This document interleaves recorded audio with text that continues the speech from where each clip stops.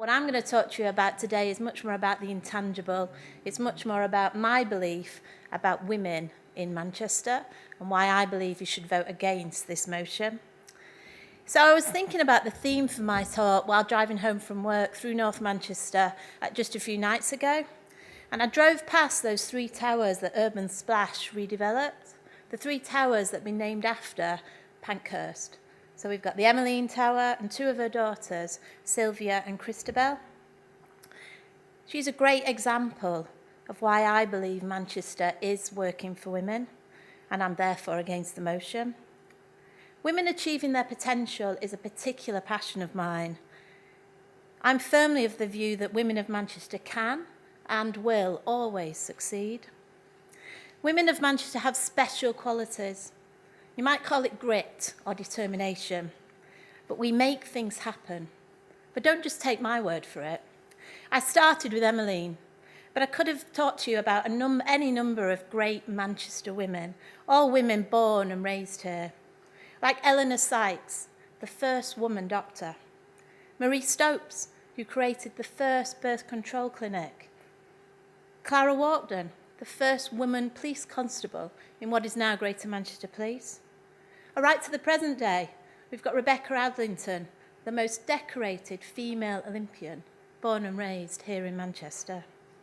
And of course, we couldn't speak in Manchester without referencing Dame Nancy Rothwell. How fantastic has she been for our city? The first woman Vice-Chancellor at Manchester University, and indeed the only woman Vice-Chancellor of the Russell Group of Universities. So Dame Nancy's motto is you break the rules and see what happens. Many of us can try that. It's really quite fun. We've also mentioned my own mantra, you can achieve anything that you want to. Well, where did that come from? Well, to be honest, I guess like many of us in the room, it was from my mum and dad, and particularly from my mum.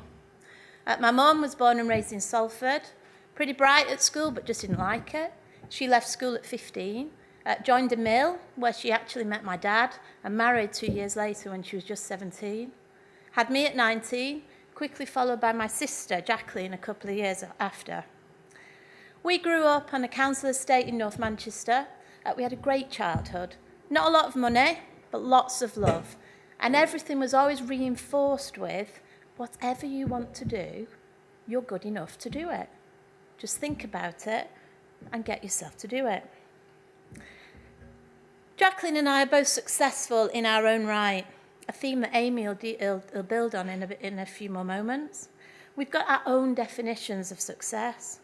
Spookily, we both married servicemen. We both had 2 children, both of us have a son and a daughter. I was the first in our family to go to university, and until my daughter went to university, the only one so far. I was lucky enough to go to Oxford, and after university, I joined KPMG. I was the first woman partner in Manchester office 10 years or so ago. Jacqueline did a few different things after leaving school, but then decided to stay at home to raise her children, one of whom is now a world-class athlete. Let me tell you a bit more about my story and why what I've seen and experienced here in Manchester have reinforced my belief that women of Manchester have something special. As I mentioned, I was the first female partner in our office in Manchester. It was a bit of a lonely place, as you can imagine. I made it my mission to support other women to come through, so it wouldn't be as hard for them to achieve their own potential. There's now 5 of us in Manchester. Okay, we're still the minority, 5 out of 30, but there's 5. But we're not just partners. Each one of us has an important leadership role across the UK firm. It's been mentioned already the roles that I fulfil. Vicky heads up banking tax for the UK firm. Sandra heads up public sector tax for the UK firm. Katie heads up our internal audit practice. And Nikki is a non-exec on the UK board. So why is that? Well, although all of us are women, every one of us is different. KPMG and our own efforts, collectively and individually, have supported us to explore and express that difference, to be authentic. What we've found is self-awareness is key.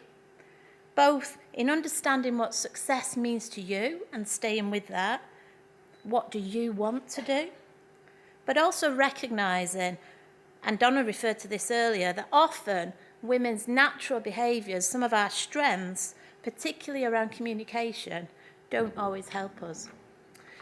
In my view, women often naturally have a more collaborative, less pushy style. And if we are pushy, then we get called bossy. It can make us seem less competent and less self-assured, and therefore look like we're less confident than we really are. Okay, well, I'd say, so that's how it works in professional services, but what about elsewhere? I do think it's much broader. I mentioned to my cleaner, Nisa, earlier this week that I was speaking here today, and she corroborated my view. The owner of her company is a woman. She cleans for Stella, who runs her family's furniture business, and also for Fiona, who's a construction director. And she moved to Manchester from West Yorkshire because she recognised that women in Manchester have more say, both within and outside of her own culture. We've mentioned some of the sectors that Manchester's investing in. I think the future looks positive for Manchester too in relation to those sectors. Let me leave you with one thing, why I believe the success of Manchester is in women's hands. I started with Emmeline Pankhurst. I'm going to finish with her. She said, we have to free half the human race, the women, so that they can help free the other half. So women of Manchester, the boom can work for you. Thank you.